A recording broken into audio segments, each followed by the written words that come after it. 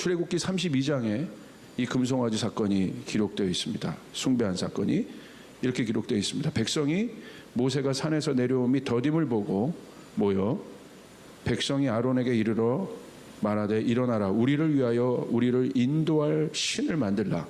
이 모세 곧 우리를 애굽 땅에서 인도하여 낸 사람은 어찌 되었는지 알지 못함이니라. 여러분, 이 사건이 왜 충격적인 사건이냐면 모세가 지금 시내산으로 하나님의 언약을 받으러 간 사건, 하나님의 말씀으로 받으러 간 그 시점에 이런 일들이 일어난 겁니다. 사실 시내산에서 하나님의 언약을 받는다는 것, 이스라엘 백성 가운데 하나님의 언약이 임한다는 건 어떤 것입니까? 이스라엘의 수준이 비로소 이제 가장 높은 단계에 이르렀다는 걸 의미하는 거예요. 최고 수준의 단계에 이르렀다는 것을 의미하는 거예요. 여태까지 그들이 애굽에서 다신교 풍속에서 있었던 많은 신들을 만나고 또 많은 신들을 경배하는 그 문화 속에서 그들이 생활했잖아요. 그 속에서 그들에게 하나님의 말씀이 임했다는 것은 이스라엘의 수준이 드디어 비로소 다른 이방 신들을 섬기는 민족과 이방 나라들과 비교되는 그런 어마어마한 수준에 이르게 됐다는 것입니다. 말씀이 없었던 그들과 하나님은 말씀으로 언약을 맺으셨습니다. 가장 영광스러운 단계로 나아가는 것이에요. 그래서 이 말씀이 뭐예요? 언약인 것이에요. 깨지지 않는 언약. 이제 그 언약을 맺은 바로 그 시점이죠. 근데 왜 이것들이 중요하냐? 왜 가장 영광스러운 수준으로 이들이 나아가게 되느냐? 이들에게 주어졌던 말씀은 이들의 삶과 연결된 생활법입니다. 그러니까 하나님의 말씀은 뭐예요? 이제 하나님의 말씀을 그들에게 주신 건 뭐예요? 이 말씀을 그대로 지키라는 거예요. 어디에서? 삶에서, 생활에서. 이 생활 방식이 실제로 이방 나라들과의 차별을 보여줍니다. 안식일을 지키는 것, 또 하나님 앞에 예배하는 것, 이게 이들의 생활의 중심으로 들어가지 않습니까? 그런데 여러분, 금송아지 사건은 어떤 사건입니다? 반대로 이스라엘 전체를 진멸시키겠다는 하나님의 심판이 있을 정도로 바닥을 치는 사건입니다. 여러분, 이런 정도의 사건은 아담의 범죄 이후 이 아담의 범죄로 온 인류가 주님의 심판 아래 있게 되었잖아요. 그것과 버금가는 정도의 심판이에요. 그러니까 굉장한 심판이 언도된 사실 사건이죠. 이들의 지금 삶의 터전은 광야입니다. 광야는 어떤 곳입니까? 왜 하나님이 그들을 광야로 보냈습니까? 약속의 땅에 성취를 이루기 전에 왜 광야를 허락하셨습니까? 광야는 훈련의 장소죠. 400년 가까이를 내 방식대로 살았던 사람들을 변화시키는 일은 쉽지 않습니다. 그러니까 여러분, 400년 가까이를 애굽 땅에서 그들이 살았는데 그들에게 있어서의 변화가 쉽겠습니까? 저도 왜 40년이나 이렇게 두셨을까 이렇게 했는데 너무 가혹한 거 아닌가? 며칠 만에 갈 거리를 왜 이렇게 했을까? 그런 인간적인 생각이 있었는데 사람이 어떤 존재인지를 제가 알고 보니까 40년 갖고도 모자랐다. 400년 가까이를 그렇게 굳어있던 사람들을 변화시키는 것이 이게 쉬운가? 이게 쉬운가? 이거 쉽지 않은 거예요. 그러니까 여러분, 이 변화라는 게 쉽지가 않다. 쉽지가 않다. 그래서 하나님이 그들의 삶을 구체적으로 이제 변화시키기로 작정하신 거죠. 구체적으로. 그래서 주신 게 뭐예요? 말씀인 거예요. 말씀은 뭡니까? 그냥 예배할 때 제사장이 한번 읽고 마는 게 말씀이 아니라 오늘 구약에 기록된 말씀들을 보십시오. 생활법이라는 거예요. 생활법. 생활 속에서 지켜야 되는 것들이에요. 얼마나 구체적입니까? 그러니까 이 말씀을 지키다 보면 부족하지만 처음엔 어렵겠지만 뭐가 일어나요? 진짜 변화가 일어나기 시작하는 거예요. 삶에서. 그들에게 하나님의 말씀은 삶의 전부였습니다. 그리고 삶 자체가 말씀이었고 말씀이 삶이었습니다. 그런데 모세가 산에서 더딤을 보고 그들이 모였습니다. 그리고 자신들을 위하여 자신의 자신을 인도할 신을 만들라고 요구합니다. 이건 무슨 사건이겠습니까? 왜 그들이 자신을 인도할 신을 만들라? 여기서 자신을 인도할 신은 누굽니까?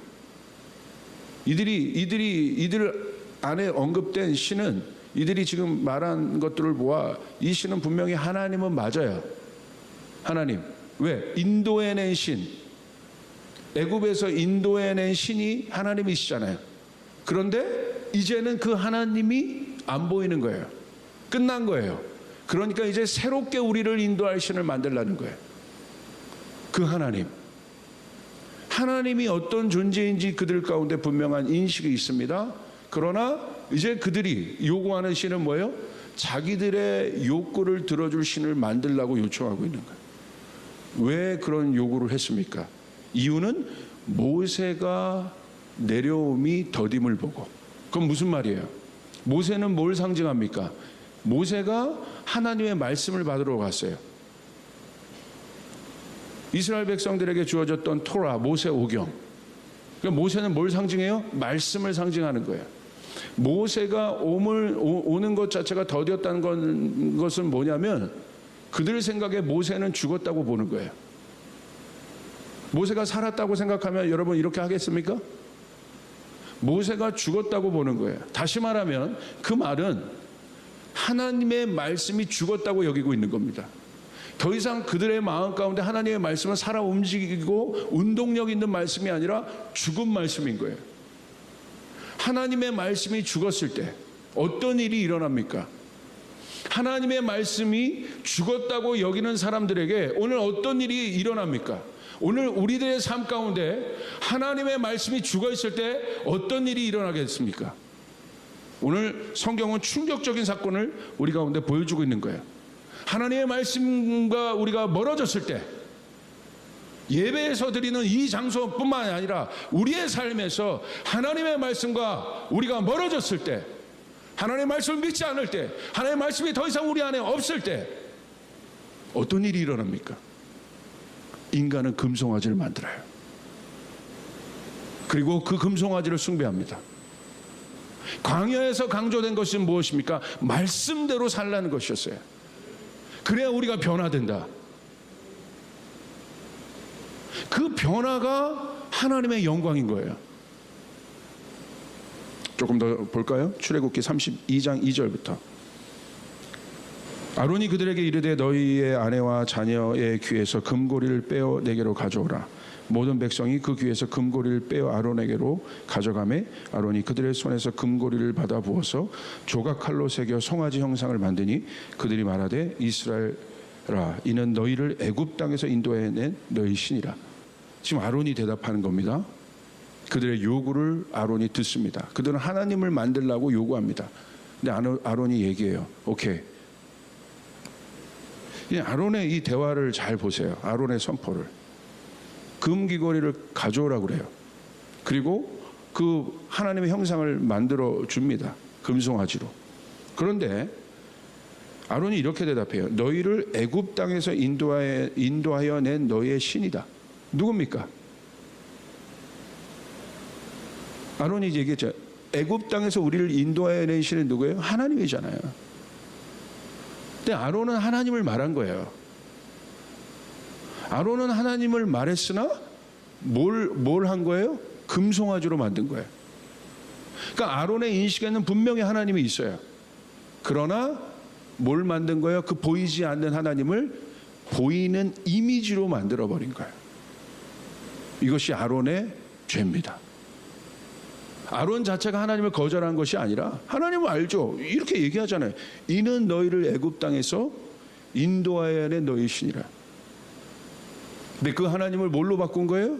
인간의 욕망을 대변할 그 하나님으로 바꿔버린 겁니다. 출애굽기 32장 8절에 또 이렇게 기록되어 있어요. 그들이 내가 그들에게 명령한 길을 속히 떠나 자기를 위하여 송아지를 부어 만들고, 여기 나오죠? 누구를 위하여? 자기를 위하여 송아지를.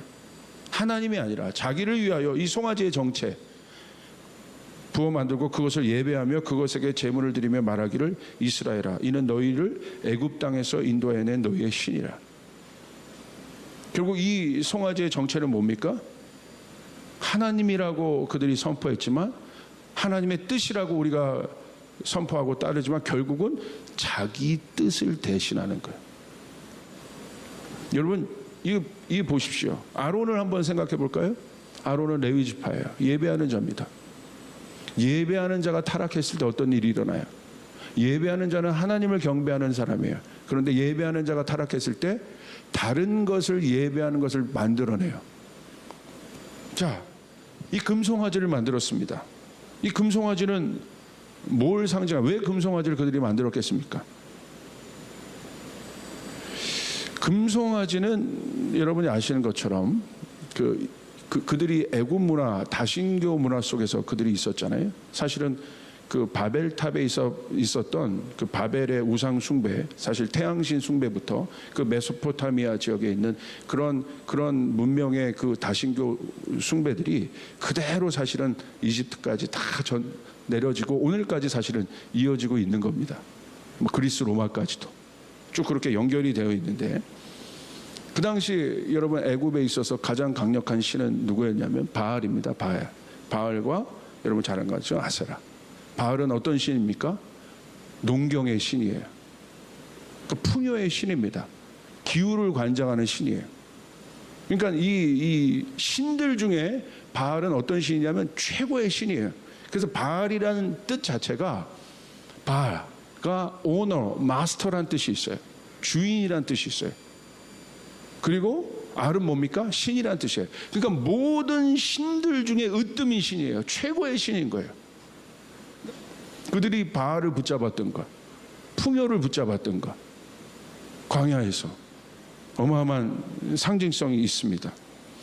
이 바알이요, 동방 점성술에 가서는 이 바알 숭배가 천체 숭배로 이어집니다. 그러니까 우리가 기독교에서 하나님 나라를 숭배하는 것처럼, 하나님을 숭배하는 것처럼 그렇게 여겨집니다. 그래서 많은 사람들이 바알 숭배를 태양신 숭배라고 생각했어요. 그래서 이것이 로마로 가서는, 그리스 로마로 가서는 어떻게 되냐, 이게 뭘로 바뀌냐면 주피터, 제우스로 바뀝니다. 그래서 제우스는 하늘을 관장하는 천둥의 신입니다. 기후를 관장해요. 그래서 바알을 숭배하는 장소는 언제나 그 지역에서 가장 높은 곳에 위치합니다. 그래서 그 바알 숭배가 최고인 그 문화에서 황소는 어떤 의미냐? 농경 문화에 있어서 가장 필요한 존재인 거예요. 힘의 상징인 거예요. 그래서 이 황소의 뿔에 달 모양의 뿔에 태양을 이렇게 그 해를 품은 달, 이게 그런 모양으로 우상을 만들어서 이렇게 섬겼어요. 천체를 주관하는 신이 황소, 그 상징은 뭐예요? 바알인 것이에요. 그들이 만들어낸 신은 지금 어떤 형상이냐면 잡신을 얘기하는 것이 아니라 그 신들 중에 최고의 신을 그들이 형상한 거예요. 그 최고의 신은 누굽니까? 그들에게 있어 의미는 하나님만큼 지금 높여놓은 거예요. 자, 또 하나 재밌는 그 장면이 있는데, 출애굽기 14장 2절에 보면 이스라엘 자손에게 명령하여 돌이켜 바다와 믹돌 사이에 비하히롯 앞 곧 바알스본 맞은편 바닷가에 장막을 치게 하라. 자, 홍해를 엑소더스 지금 하기 전에 바알스본 앞에 그들이 장막을 치고 있었다고 돼 있어요. 오늘 성경에 출애굽기 14장 2절에 이렇게 기록되어 있는데, 바알스본은 어떤 곳이냐면 여러분 보이는 것처럼 아까 바알 숭배를 어디서 한다고 그랬어요? 가장 높은 장소에서 한다고 했어요. 신들 중에 신이 있기 때문에 만신전이에요. 만신. 그 중에 가장 높은 신이 바알이었기 때문에 가장 높은 곳. 성경에는 바알스본이라고 하는데 이 바알스본이 어디 있습니까? 여기 보시면 바알제폰이라고 되어 있죠. 바알제폰. 이 바알제폰이 뭐라고 되어 있습니까? 해발 501m고 센터 오브 바알 워십이라고 되어 있는 거예요. 바알을 숭배하는 정점 앞에, 바알 숭배의 정점 앞에 이스라엘 백성들이 장막을 지금 치고 있는 겁니다. 그 앞에서 하나님이 홍해를 가르신 거예요. 할렐루야. 이건 그들에게 있어서 어떤 의미겠습니까? 어떤 상징이겠습니까? 홍해를 가르신 하나님, 애굽에서 그들을 인도내신 하나님이 홍해를 가르는 사건으로 그들을 출애굽하시는 이 하이라이트 사건을 보여주는데, 이 사건은 어떤 것입니까? 어디 앞에서? 바알스본 앞에서. 하나님이 어떤 하나님인지 그들에게 상징적으로 보여주시는 거예요. 하나님과 같은 분은 없다. 할렐루야. 나를 인도해낸 분, 그 하나님은 유일하신 하나님이시다. 위대하신 하나님이다. 다른 어떤 신과도 견주할 수 없는 하나님이다. 그래서 여러분, 가장 첫째 되는 계명이 뭡니까? 하나님을 섬기는 것이에요. 하나님을 섬기는 것이에요. 하나님을 우선순위로 하는 것이에요. 그 하나님을 그들이 아는데, 애굽에서 너희를 인도해낸 하나님, 나를 수렁에서 건져낸 하나님, 나를 구원하여 주신 하나님, 내 가정을 구원하여 주신 하나님, 한국교회를 구원하여 주신 하나님, 그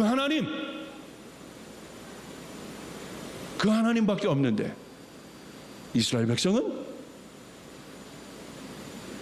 그 하나님을 뭘로 대처하고 있습니까? 바알로 대처하고. 너무 충격적이잖아요. 하나님의 진노가 있을 만하지 않겠습니까? 왜 이런 일들이 일어났습니까? 어느 시점에? 모세가 죽었다고 생각했을 때, 하나님의 말씀이 죽었다고 생각했을 때, 광야는 어떤 곳이에요? 하나님의 실존을 경험하는 곳이에요. 하나님이 보이지 않아도, 그리고 광야가 쉽진 않잖아요. 그러나 나를 먹이시고 나를 인도하여 내시고 나를 보호하시는 그 하나님을 경험하는 곳이 광야입니다. 하나님. 그런데 조금 어려움이 있다고. 근데 그 어려움을 못 견디는 이유가 무엇입니까? 말씀이 없기 때문에. 이게 충격적이죠? 교회를 못 나와서가 아니에요. 말씀이 없기 때문에. 말씀과 멀어졌기 때문에.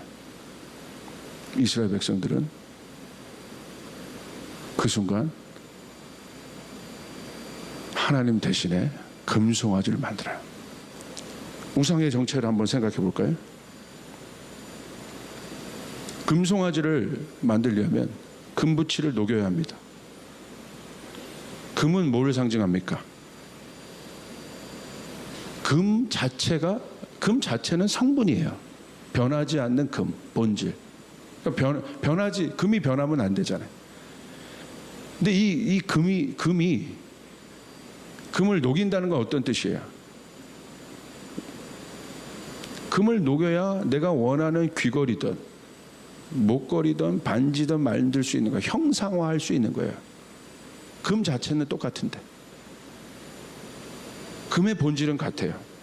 녹여야 내가 원하는 형상을 만들 수 있다는 거예요. 내가 원하는 형상이 바로 무엇입니까? 금송아지였다는 거예요.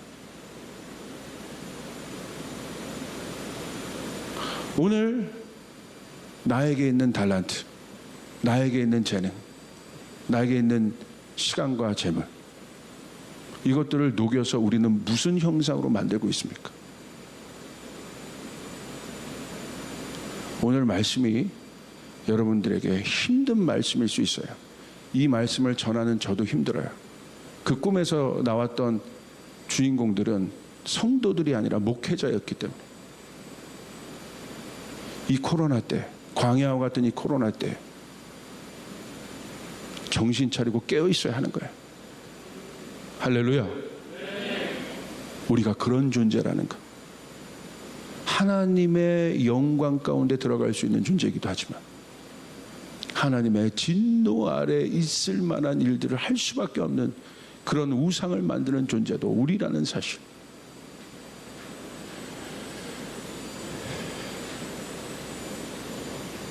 그들의 욕망과 야망은 금송아지를 원했습니다. 그 금송아지는 뭡니까? 그들의 야망이에요. 욕망이에요. 하나님의 뜻이 아닌 거예요. 그들에게 있었던 것이 그들이 원했던 하나님을 만든 겁니다. 오늘 우리에게 이런 우상은 있지 않습니까? 하나님 말고 의지하고 있는 모든 것, 그것이 재물입니까? 그것이 나의 능력입니까? 나의 캐리어입니까? 잘 생각해 보세요. 그게 하나님의 뜻인지 아니면 내 욕망의 형상인지. 우상이라는 것은 여러분 뭘 말하는 거예요? 로마서 한번 보십시오. 로마서 1장 23절. 우상의 정체가 나옵니다. 썩어지지 아니하는 하나님의 영광을 썩어질 사람과 새의 짐승과 기어다니는 동물 모양의 우상으로 바꾸었느니라. 이게 우상이에요. 썩어지지 아니하는 하나님의 영광을 썩어질 사람과 새와 짐승과 기어다니는 동물의 모양. 여러분이 지금 붙잡고 있는 것, 여러분의 삶 가운데서 형상화시키려고 하는 것이 썩어질 것입니까? 썩지 아니할 것입니까? 우상의 정체는 무엇입니까? 그래서 우상은 뭐예요? 이미지라고 합니다. 이미지. 근데 어떤 이미지예요? false 이미지예요. 거짓 형상. 거짓 형상. 이게 우상입니다. 광야의 마지막 시험, 하나님의 말씀을 받으러 간 모세를 거절한 그들은 하나님 말씀 듣기를 거절했고, 이 사건이 중요한 것은 하나님의 말씀이 없으면, 말씀의 훈련을 안 받으면, 말씀을 가까이 하는 훈련을 안 받으면 하나님의 실존에 대해서 의심해요, 우리들은. 그래서 의지할 우상을 만드는 거예요. 하나님의 말씀이 가득하면 말씀이 하나님이시기 때문에 어떠한 어려운 상황에서도 하나님의 실존에 대해서 의심할 수 없어요. 그런데 하나님의 말씀이 없으면 하나님이 없는 것이기 때문에, 의지할 대상이 없기 때문에 뭘 만들어요? 의지할 대상을 만들어요. 그게 우상인 거예요.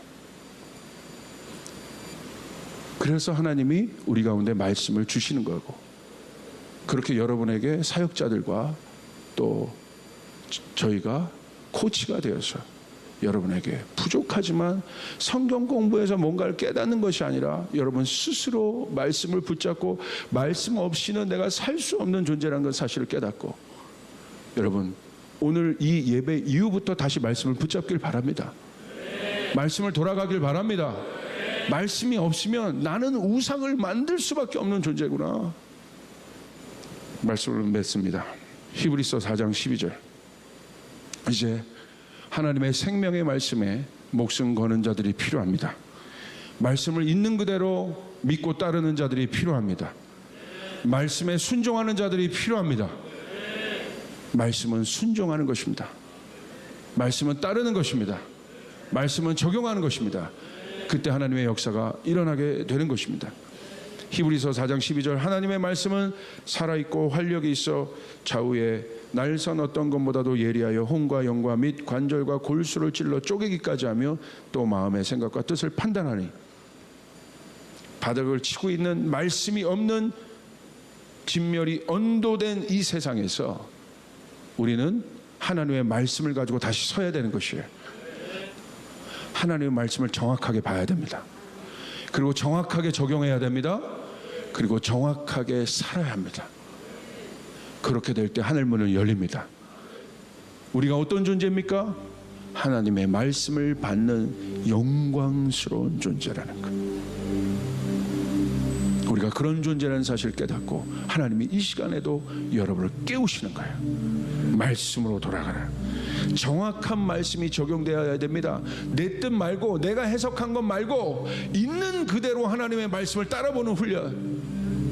이럴 때는 아니지, 이럴 때는 아니지가 아니라 무한 하나님의 말씀을 있는 그대로 내 삶에 적용해보고 따라보는 훈련.